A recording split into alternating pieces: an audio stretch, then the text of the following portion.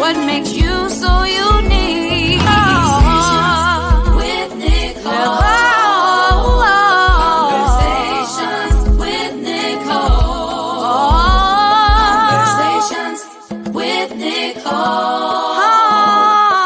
Conversations with Nicole.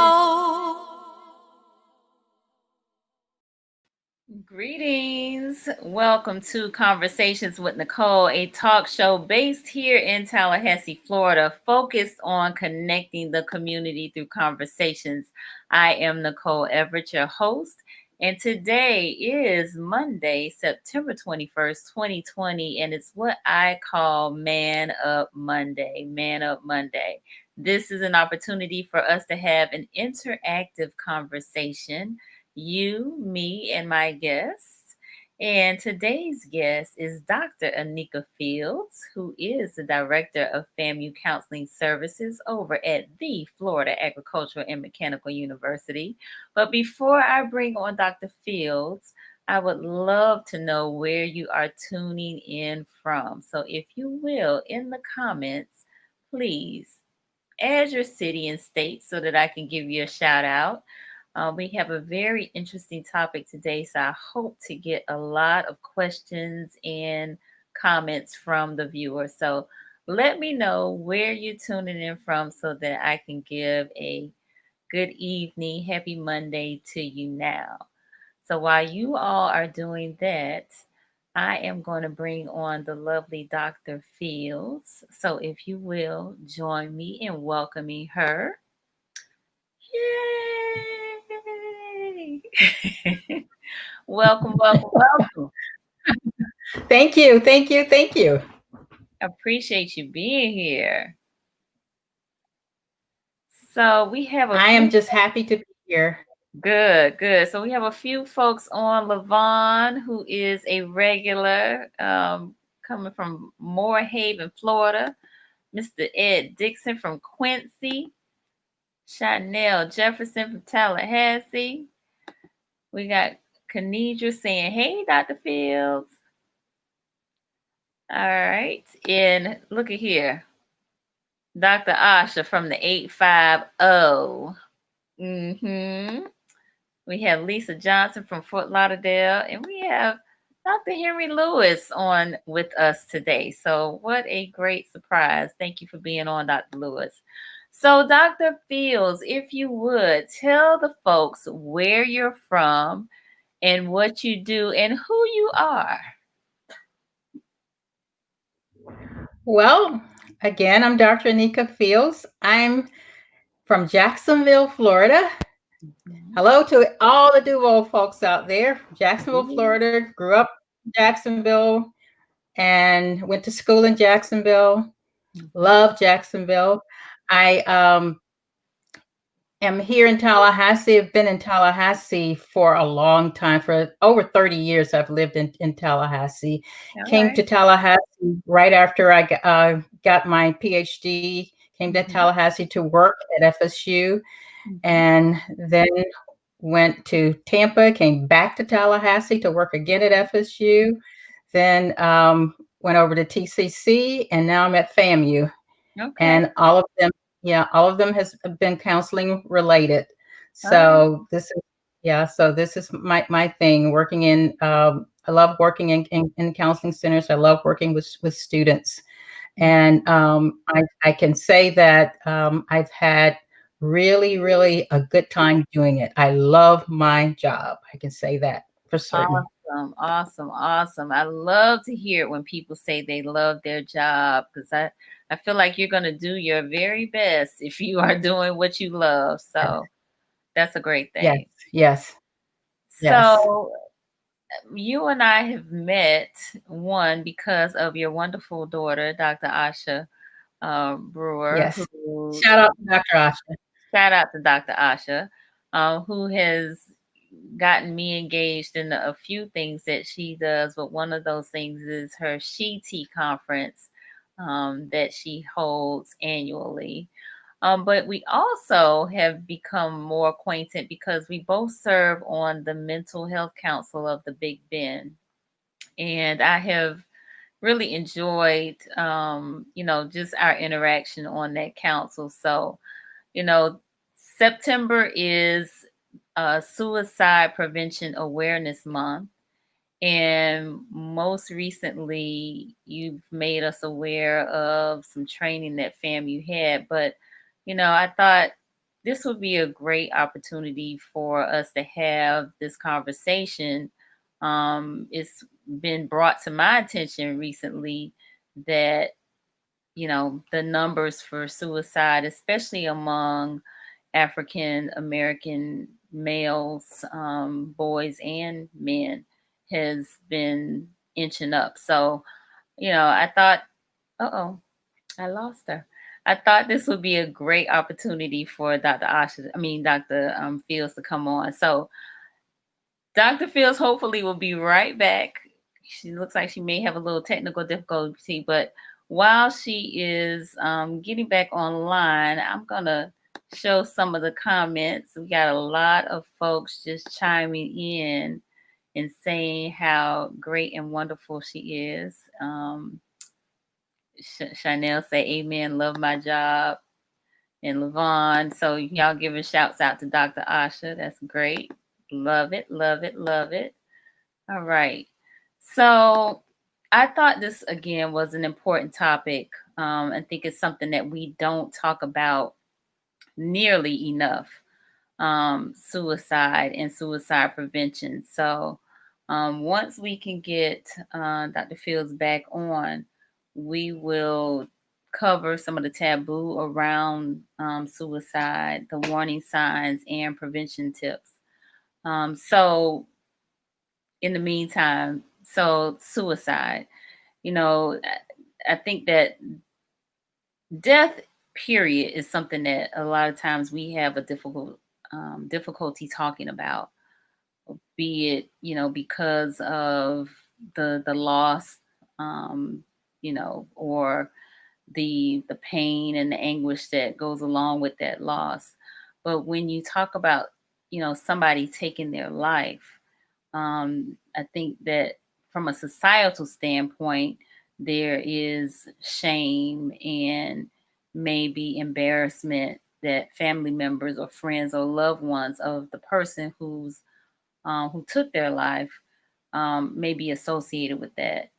And while, you know, all of those are real feelings that, people may experience, it still is something that needs to be talked about, even though, there may be this shame or embarrassment associated with it. Um, a lot of times, at least I've heard, suicides aren't even handled the same way other deaths are handled, from the standpoint of, you know, how they are announced or presented. And that again still may leave a void in the lives of the loved ones that are left behind.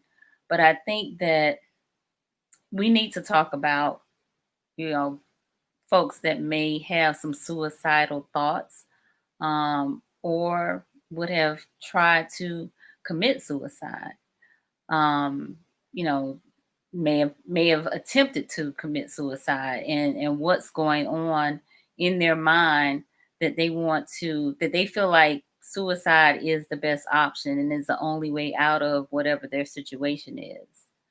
So, well, let me hear from y'all. What do you all think about that? Do you think that, having a conversation around suicide and, people having thoughts of suicide, um, is something worthy of talking about? All right, I see. Rachel said if we discuss suicide more, it would become less taboo and maybe save a life. I agree wholeheartedly, which is why we are having this conversation tonight.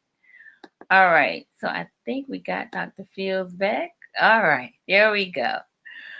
All right, so I was just explaining to the viewers that death in and of itself is a difficult topic to talk about. And then when you talk about suicide, now we are talking about, somebody having taken their life and their loved ones that are left behind. There may be some guilt, some shame, associated with that because it was not a natural way of death or transitioning.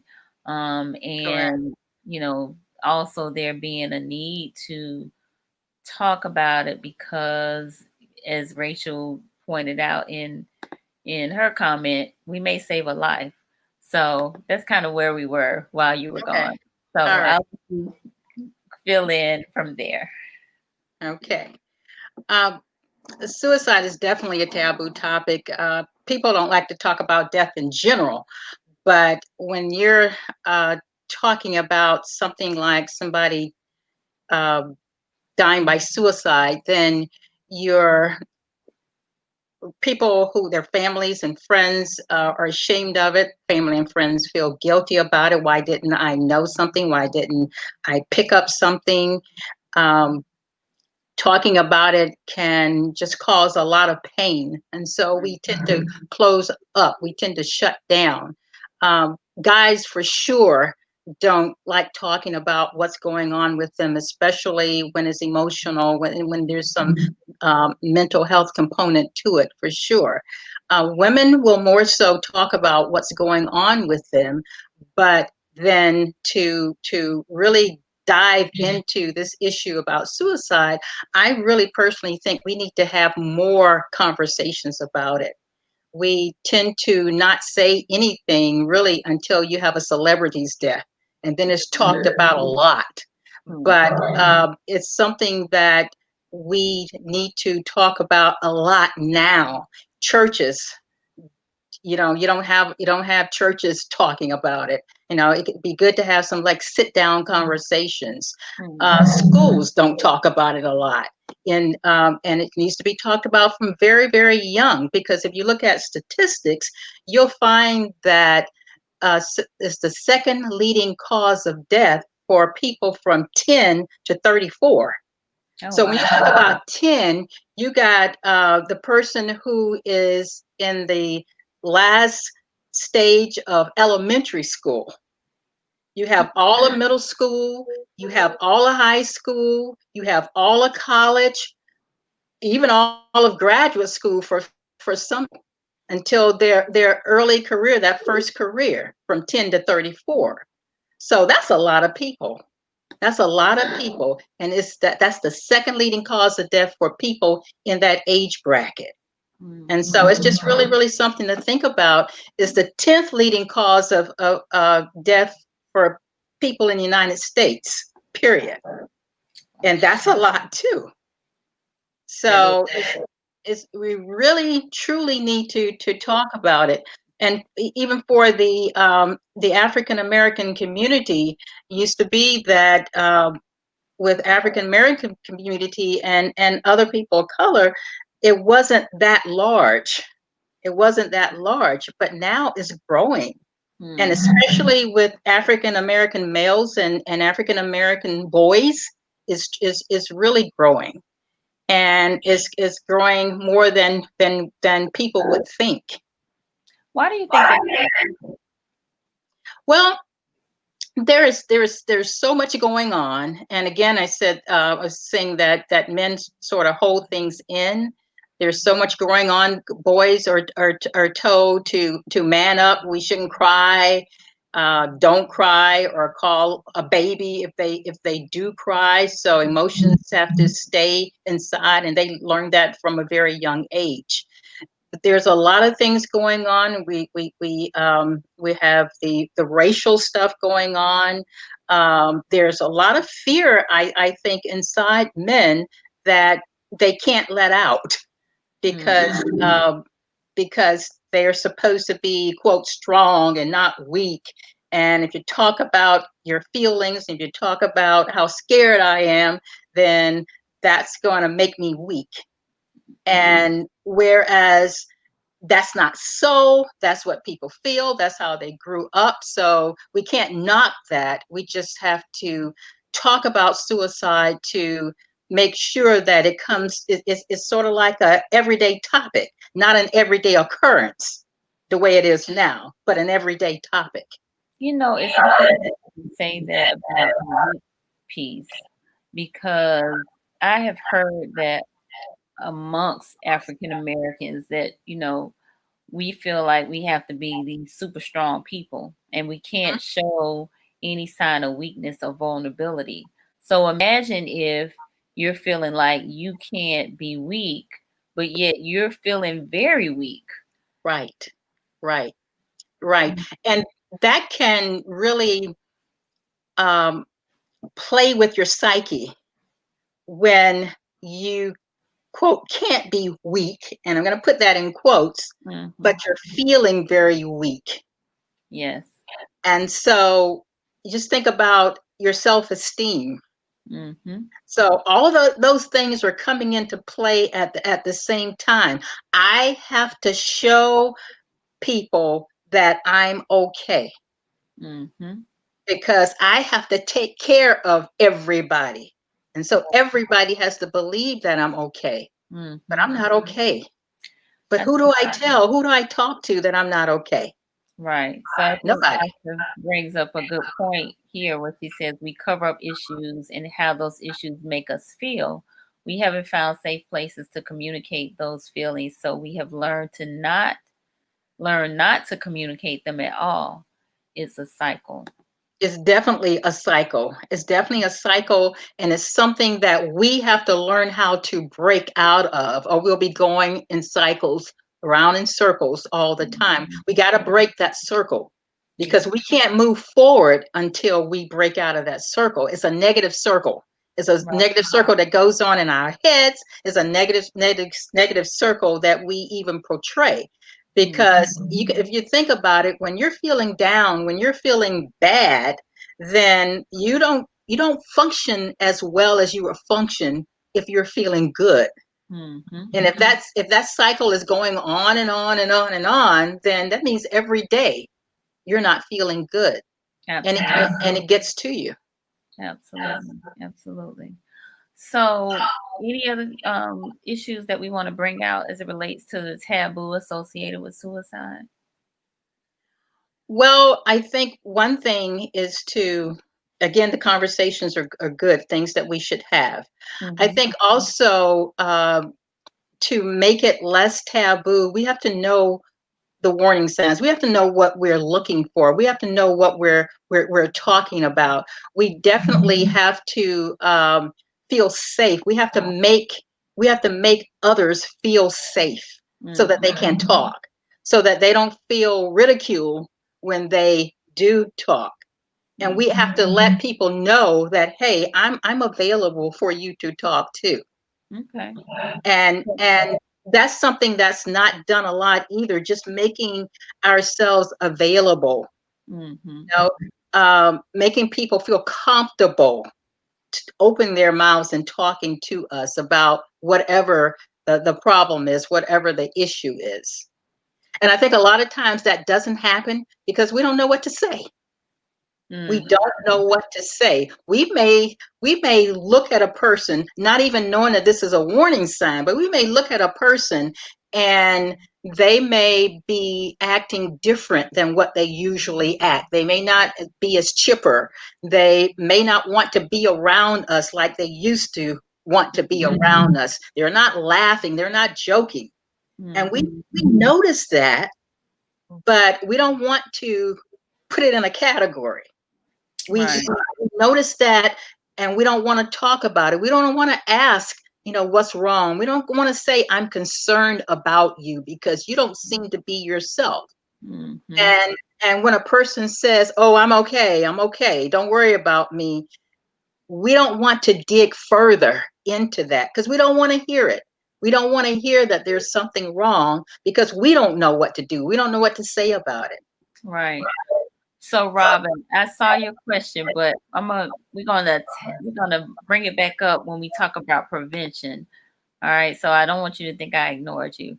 So Rachel said we have to be okay with understanding that sometimes we do need more than Jesus, and it's okay to take medication. I tell people a lot, even when I'm talking to parents doing new student orientation, that we cannot, when your student comes to you, and I'm going to take student and make it broader, when anybody comes to you and say, hey, I'm feeling down, I'm feeling depressed, I'm feeling this, I'm feeling that, then saying, oh, you're okay, you're okay, you're okay, all you got to do is just pray about it. I really, truly believe in prayer. And I know that prayer works. I also believe that God puts certain people around you to help you take care of you. And that you can't ignore that either. So, and I believe that all the medication was made by God. And so, if you look at all of that, here are all these different things that are there for you. God, the medication he made, the people he put around you that can help you. And so you're not going against your beliefs. You're not going against God because you decide, I need to go see a psychologist. I need to go see a counselor. I need to go see a clinical social worker. Yes. And I need to see a psychiatrist who can prescribe that medication for me so that I feel better. There is nothing wrong with taking medication. Nothing. Nothing. And it will help you feel better. It will help you stay around a lot longer. There's just nothing wrong with it. But a lot of people seem to think that there's something wrong with taking psychotropic medication. Now, they'll take medication for physical problems. But for mental health issues, no, there's just something wrong with that, which is another taboo topic. Yes, so we talk about within the Mental Health Council of the Big Bend how there's no health without mental health, and that mental health is just as important as the health and wellness of the rest of our body. You know, Right.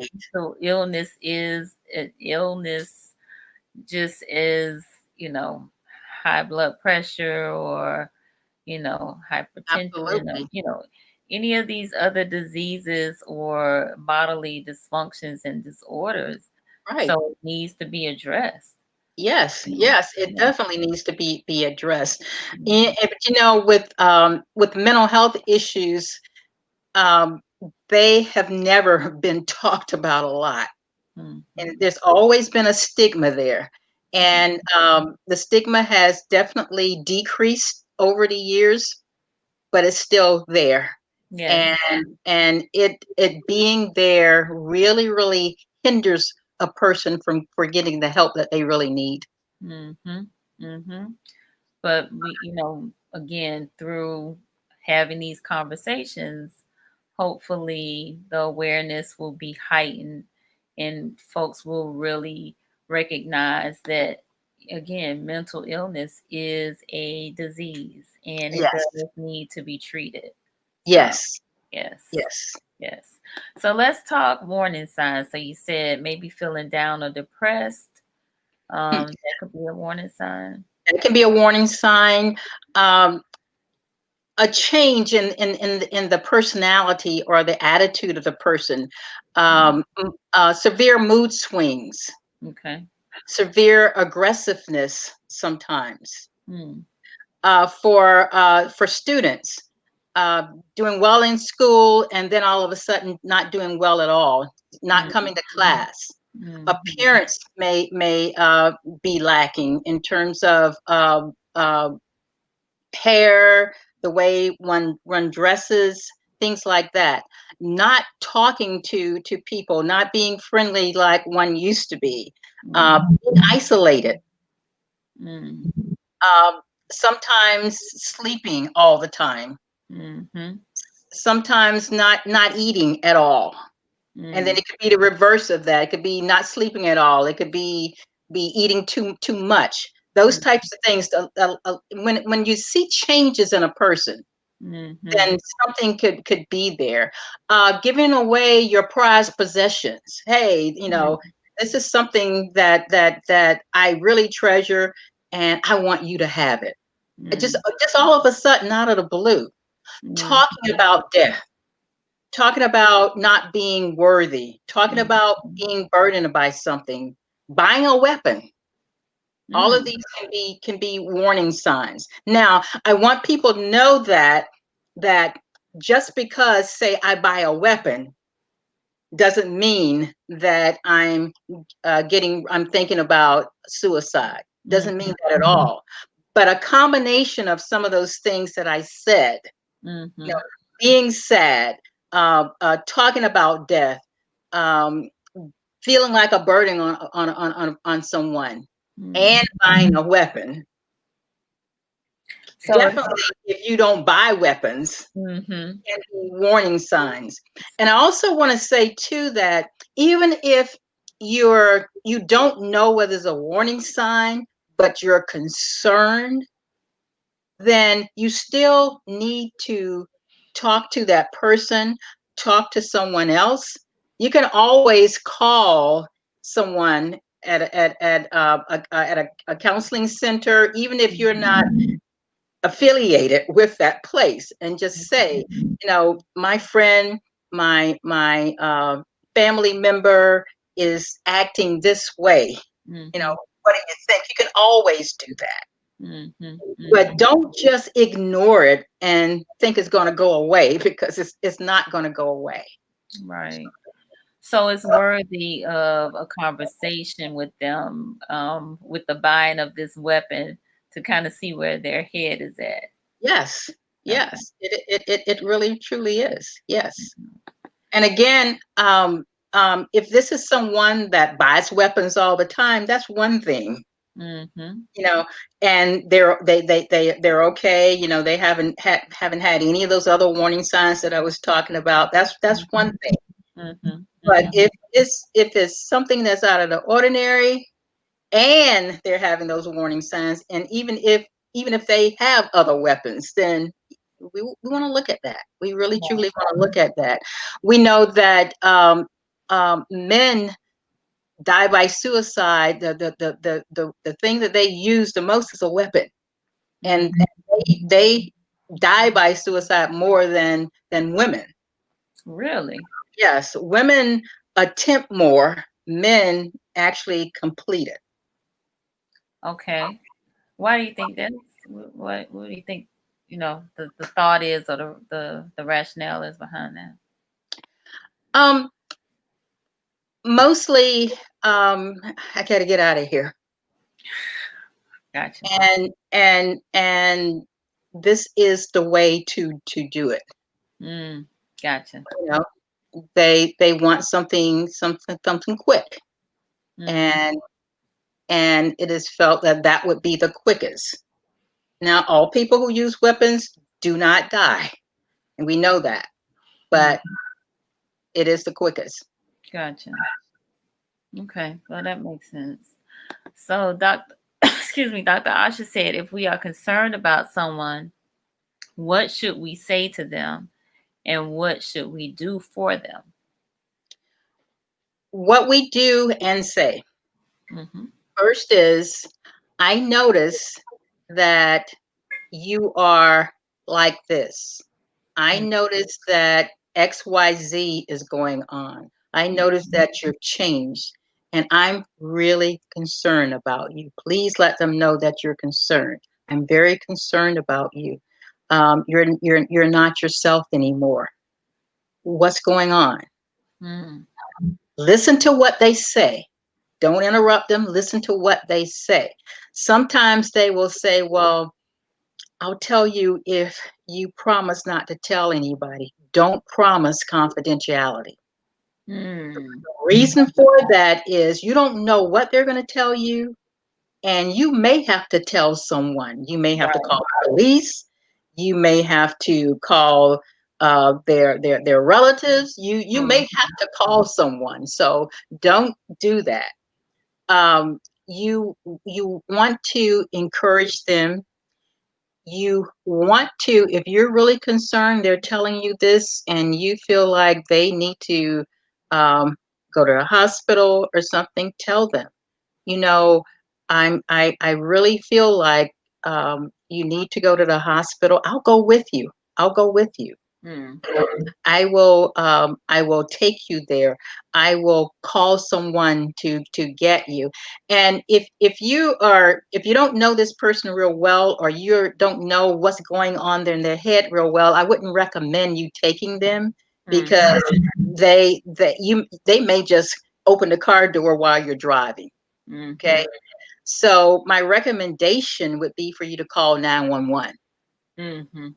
If it really seems like it's threatening, that this person is probably going to harm themselves right then you need to call 911. Okay. Other people who are talking about just being sad and really down, and Mm-hmm. and just not feeling themselves, you want to talk to them about seeing a psychologist or a counselor, clinical social worker, someone like that, some mental health professional. Okay. And and if you know one, you can call that person. There are places here in Tallahassee like 211 Big Ben. You can call 24/7 just to talk. They may not know that, and so that's something to let them know that there's something, that someplace that they can call. Yeah. Um, Most of universities here, and also TCC, have counseling services. Mm-hmm. They have phone numbers, and you can call them. You can also usually call the number even in the evening, and even if no one is there, there's something on their on their voicemail that says this is the number to call for after hours service, Mm-hmm. and you can use that too. Yeah. So the thing is to really, it's good to know the warning signs. It's also good to know what to do, because you never know when you're going to come in contact with a person that is suicidal. True. And the other thing is to stay calm. Don't panic. Okay. Don't panic, because if you panic, They're gonna panic. then they'll panic, or they'll shut down and Mm. not say anything, because that I got to take care of her, or I got to take care of him thing may come into their head. So Mm-hmm. don't worry, I'm okay type thing, Mm-hmm. Mm-hmm. when they're not okay. So Asha wanted you to speak to the welfare check, so that we know the difference between a typical 911 call and a welfare check. Okay, a welfare check is when you call the police. If you're on campus, you can call your campus police.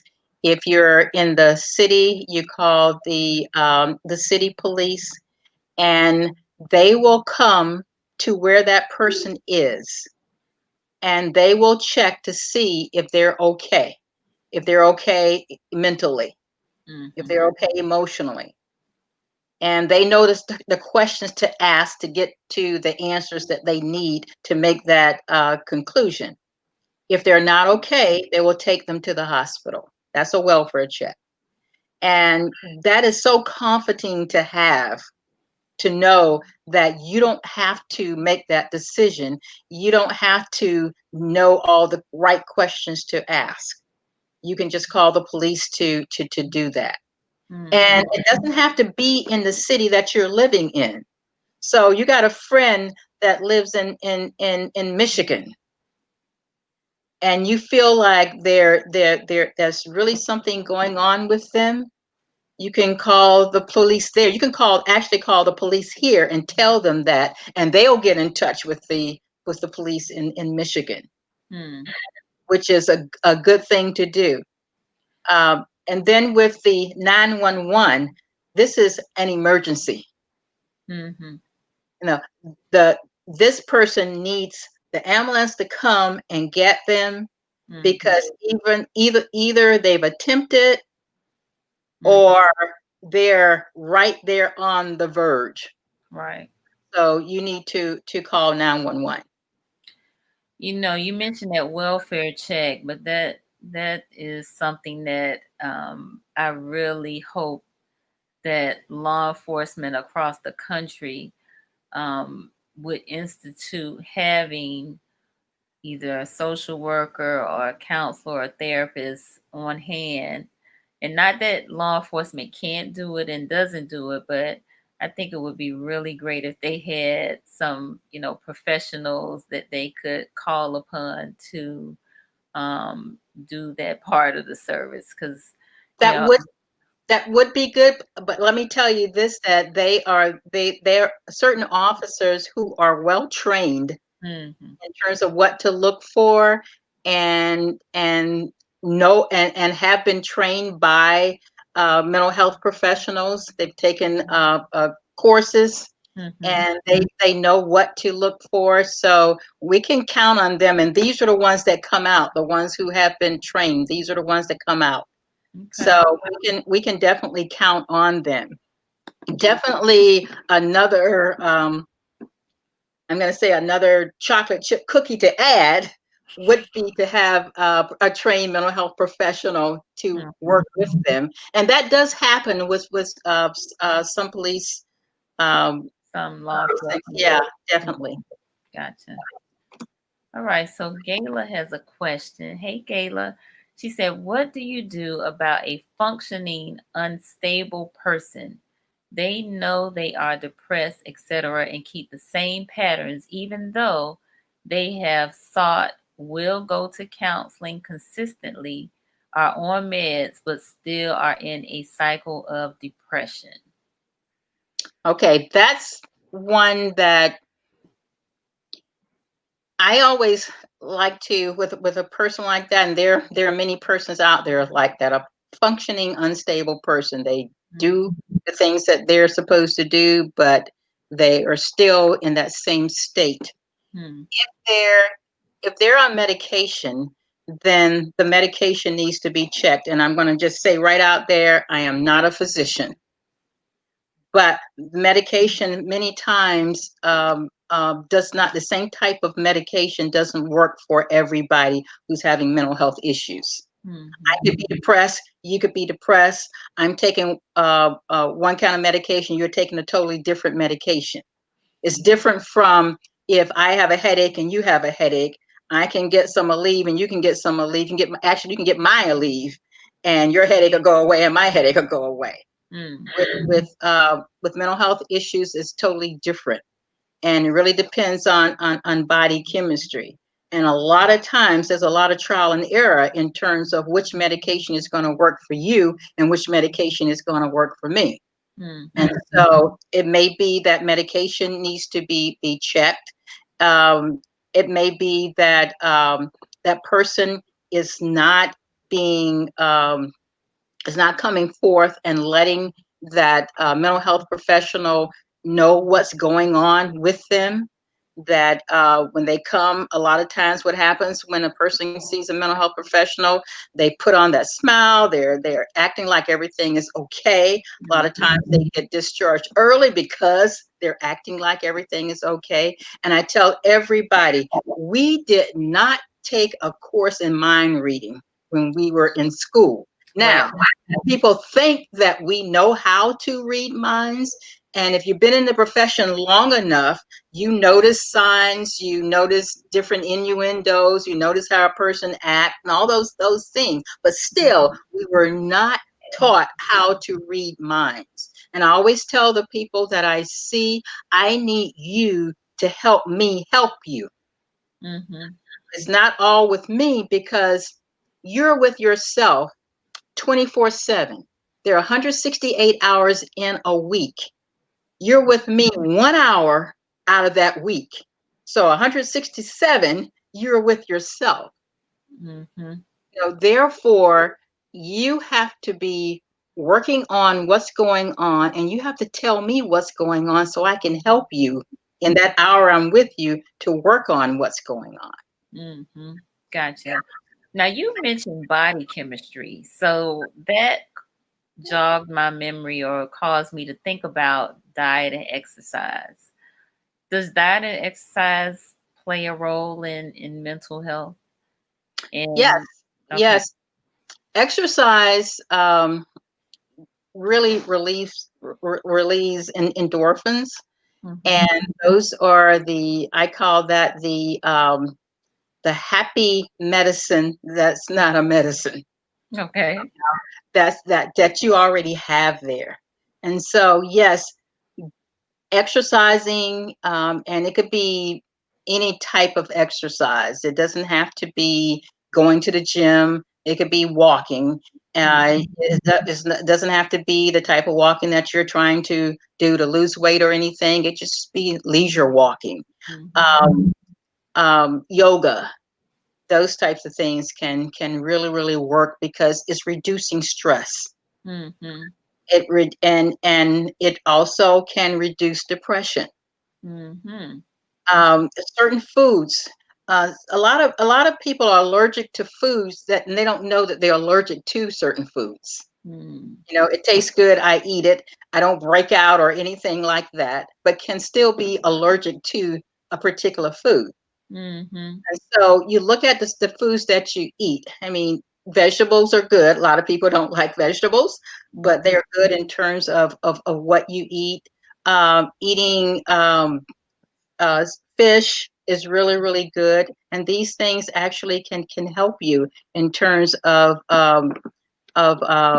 reducing some of the things that's going on. Right. So fighting the depression and, some of these other things that may be going on from a mental standpoint. Hmm.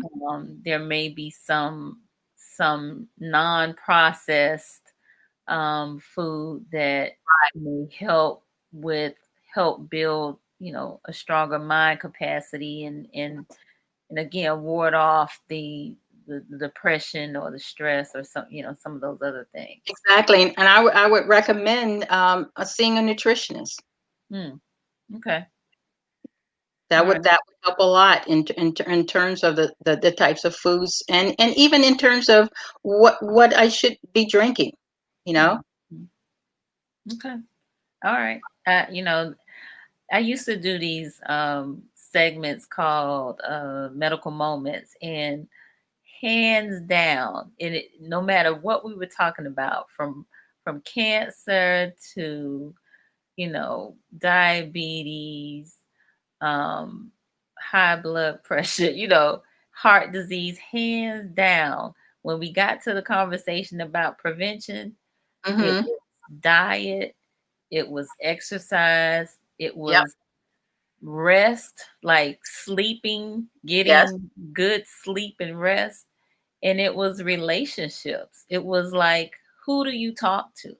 Right. So, those four components, I think if we can, do a really good job or a better job at eating better, whatever we are taking in our body in terms of consuming, eating and drinking, um, exercise, whatever that might be for us, but some type of physical activity, um, Yes. rest, sleep, and then talking to somebody that you feel safe with, Hmm. that you feel you can confide in, that's not going to judge you or belittle you or, Right. you know, shame you.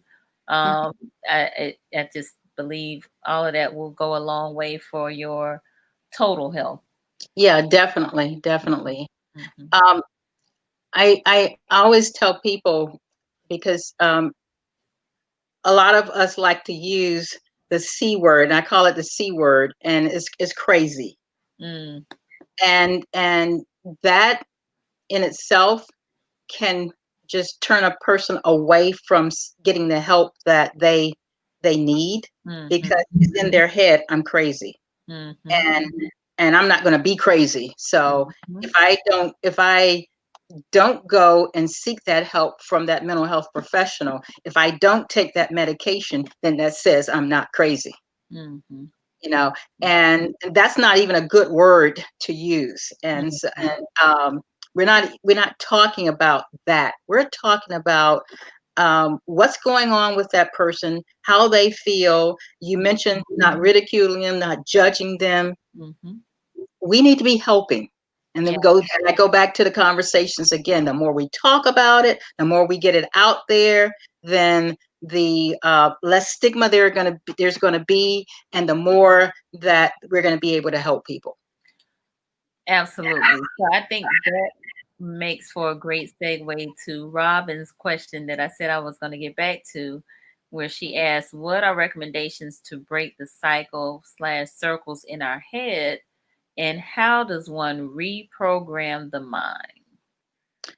That's a lot, and it takes a lot, and it takes a while. It cannot be done in one session.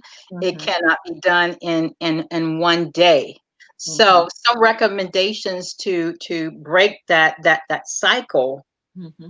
Number one, you have to be determined that you want to break that cycle, and you have to be committed to breaking that cycle and letting people in to your world, letting people in, looking at people that you can talk to. The mental health professional is a good person to talk to, but you also need people in your circle to talk to. And this is your good circle, not that cycling circle that you're in. Can I just add with that? What you just said, I think is very important. The first thing that you said is that you decide. So it's that made up mind, that intentionality behind. Yes. I'm not going to, be thinking these thoughts, or at least, be mindful of, or have some type of self-awareness of when I think these thoughts, and then shifting that. So one of the things that I do on a daily basis is I have affirmations. So when I wake up in the morning, that's the first thing I'm saying is those affirmations, and they're positive affirmations. They're affirmations of, my greatness, of the things that I want to do and accomplish. And that helps my mind get going, first thing when I get up, and I say them throughout the day. I also receive some text messages, actually daily text messages, from a group called Black Female Therapists. And I'll read you the one for today. It says, today I release the need to be perfect and remind myself it is okay not to be okay. I do not always have to be strong and do not need to put my needs secondary. I will allow myself to feel my feelings and will not try to bury them for the sake of not feeling vulnerable. I know that I am not alone in this time and will extend my hand for help if I need it. And that's what helps break the cycle, because you're thinking differently. You're thinking more in a positive RAM versus a negative RAM. Yes. Okay. And when doing that consistently, Robin, that's how you reprogram the mind. Again, it takes a while. When you've been programmed in a certain way for a certain length of time, then you have to realize that it's going to take probably just as much time to reprogram you. But it doesn't have to, because you can jumpstart that thing. Yeah. But it's hard, and a lot of times when things are hard, people give up. That's why you need the support behind you also. Yes. You need those people that you can depend on to push you forward when you're ready to give up. And you need to be able to say to those people, I'm ready to give up. Please push me forward. Yes, absolutely. Absolutely. All great points. I just think that deprogramming and reprogramming of our minds is important. I see the deprogramming piece being doing away with those things that are not serving you well, those thoughts, those activities, those people, Those people. Yes, those people. She said, look, she had to say that again for the people in the back who didn't hear it. Those people Yes. who are not serving you well, and sometimes those people can be family member, they can be blood, they can be kin, but they're Yes. not serving you well. Yeah, So 'cause I was about to say, even those people you love. you gotta love them from a distance, okay? Exactly. Exactly. Yes, Exactly. yes. So, I think that needs to be the mindset. I am going to deprogram my mind, do away with those things that are not serving me well. And that could be some things that I am doing or some things that I am exposed to, whether that's what I'm watching on my devices or I'm listening to on the radio. We got a lot of messaging coming at us on a daily basis, a Yes. whole lot. Yes. So ciphering through all of that, sifting through all of that, putting it in our thought buckets about, where things go, it's a lot. It is a Yeah. lot. So yes, I just wanted to just pause there to just kind of emphasize that, there's a deprogramming that happens before we are able to reprogram. Right. Exactly. Exactly. And a lot of it's just all that excess stuff that we have to determine that we don't need anymore. Mm-hmm. Absolutely. So, Dr. Asha said, what advice do you have for the quote strong friend? What advice do I have for the strong friend? In quotes, Mm. must mean that she's talking about someone who is pretending to be strong because of whatever. Uh, Well, I don't think it's necessarily a pretending because I tend to be the strong friend. mhm, And the strong friend, oftentimes people don't check on because they're the ones that's always strong. You mhm. know what I'm saying? Yeah, So, yeah. yeah. And what I was saying when I was saying pretending is not that you're not strong, but you're showing all the time that you're strong, and sometimes you're not feeling that way. And when Mhm, you're not feeling that way, then and pretending can be in quotes, but when you're not feeling that way, mhm, then you're not. But you don't want people to know that because you are supposed to be that person. mhm, So the advice I would have is to let that person know they don't have to be that way all the time. mhm, That and you have to, and if you're that person, you have to also let yourself know that you don't have to be that way all the time. That can be hard, yeah. to be that person to anybody, even to yourself all the time. Mhm, And so you need a break. mhm, And if you're the friend of the strong friend, you need to let that person know it's time for a break. mhm. Hey, let's go and de-strong ourselves, so to speak. Let's go have a good time. You Mm, know, let's not worry about all of these things. Let's mhm. not take care of all of these things. Let's let somebody else do it. Yes. Know, Yes. or let's spread it around. Mhm, If if they know from you that you're going to be okay, if they decide they're going to take a back seat, then they'll take a back seat. yes. If they know from you that they don't have to put out all of this energy, then they won't put out all that energy, Mhm, because at some point they're going to wear themselves out. mhm. And Absolutely. yeah, yeah, and they need to know that, and they need to know it from you. If you're the friend, then you need to tell the strong friend that, you know. Amen. And I you like. and with a strong friend, you're gonna have to tell them more than once. Mhm. You sure are. You sure are. Yeah, Probably because they gonna go kicking and screaming because they used to be in the strong one. exactly, That exactly. that's what they feel is if that's their comfort zone and that's what they're known for, and they may even feel like you're taking away a little bit of their identity Hmm. because they're the strong one. Right. So, And you tell them if they're feeling that way that no, you're not. What you're doing is helping them. And mhm, they will appreciate it. Maybe not right now, but they'll appreciate it later. absolutely. Absolutely. All right. So, ooh, we have really covered a lot tonight.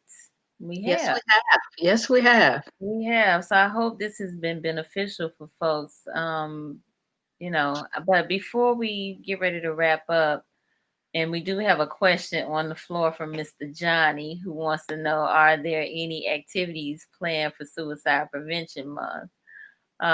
Which is actually a great segue to the event at FAMU. So I'm gonna let you talk about it, but I'm gonna try to share my screen right now so they can see the flyer. So tell them what's going on Wednesday. Okay, on Wednesday from 2 to 3:30, and this is the second one we've done this month, is suicide awareness. We're actually doing something called QPR, suicide prevention training. And what it is, the Q stands for question, the P stands for persuade, and the R stands for refer.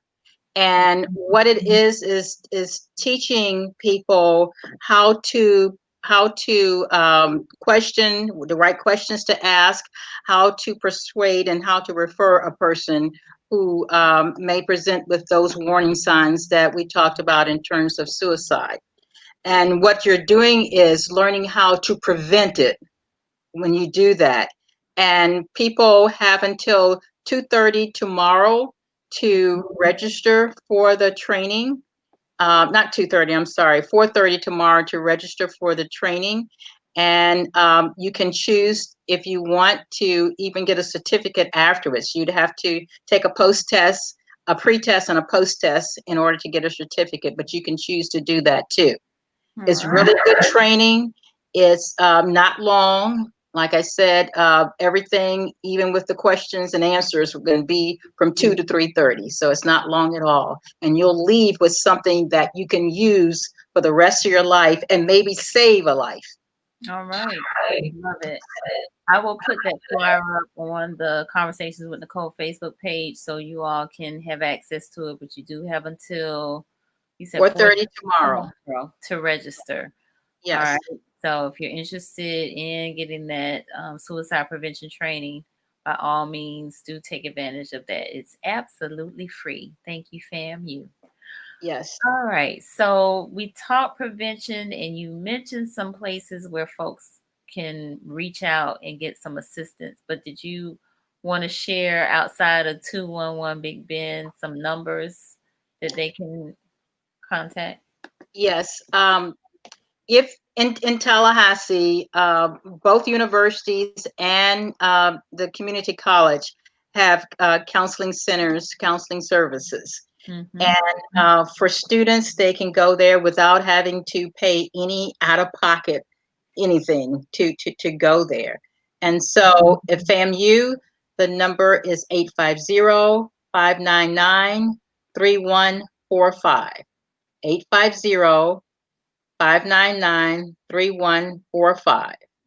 Okay. At FSU, the number is 850-644-2003. That's FSU. 850-644-2003. And Okay. then at TCC, the number is 850-201-7776. It's 850-201-7776.